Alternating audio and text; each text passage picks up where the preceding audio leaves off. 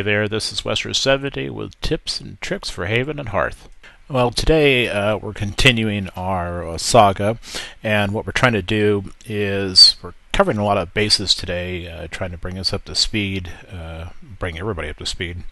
And the first segment is about an encounter between a guy on a boat and some cows where he was hunting it, and I stayed for the middle of the little fight that was going on, and ultimately he was successful in getting a couple of cows, but I didn't stay long enough to see the bitter end of this.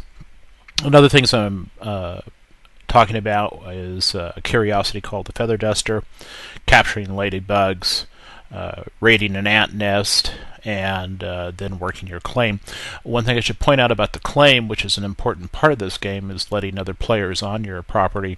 When you're setting at your claim stake, it's my understanding you have to press the buy button when you're letting people on your claim. That seemed to work when I did it with two of the guys that I'm playing with, and so keep that in mind when you're watching that segment.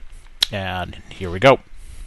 The favorite way of hunting is, at least initially, is from boats. And here a guy has paddled up or whatever and is attacking these cows or predecessors of the cows from his boat, the safety of his boat, and he's using his sling to do it, and you can see the blood from two of his attacks. The cows will attempt to get him and move up on him if he can, but as long as he stays back, he'll be safe.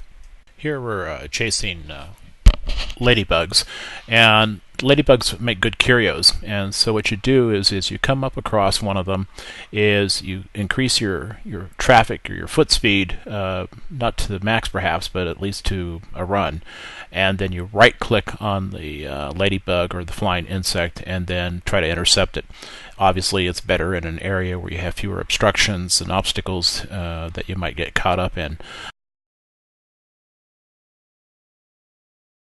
Here we're attacking an ant nest, and what you do is you go into the water. Usually, I mean, you can obviously do it from wherever you want, but you'll sustain less damage if you start at an ant nest closer to the edge of the water.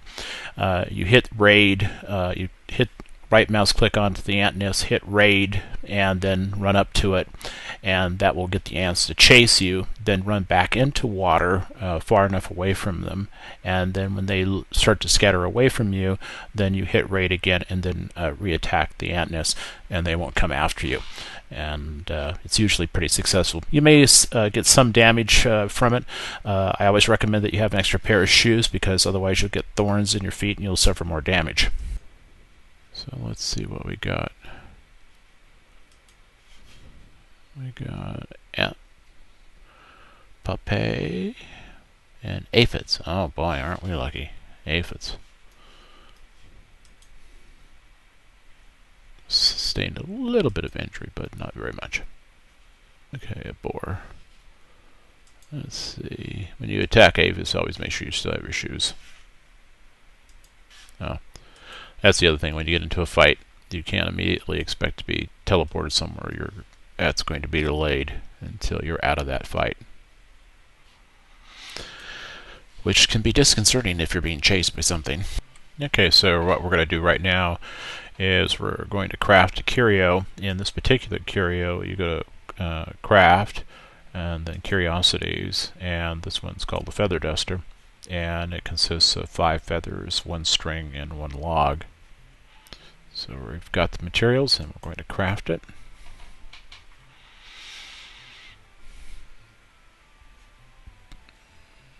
And here's our inventory. You should see that pop up any time now. I try to keep my curiosities running at full bore as much as possible to keep those points coming in. Now right now we've used 10 of our 11 attention points, so we've got a dandelion, seer's bones, and we found a ladybug as well. So those are all up, and we get a chance to see. I don't think, yeah, we don't have enough attention to be able to do the feather duster with these others, but we'll come back to this when we get a chance. one of the things you need to do when you're playing this game is you need to be careful about when you're allowing people on the game or on your property. And in this case, I'm going to going up to my claim stake, and what you need to do is when you add somebody is that over here in the bottom you can see that I have 2 friends and I've made them gold at the stake with trespassing, theft, and vandalism. And you also go to the heart, and the 2 names are highlighted both in gold, and you highlight their names in that color, and then you hit that color and you allow them onto your property. So in this case, I've let these 2 guys on, and so that now they can go into my property and use the possessions and things I have left there. So it's a cool thing. Thanks for watching. I really appreciate it, and we'll talk to you later. Thanks.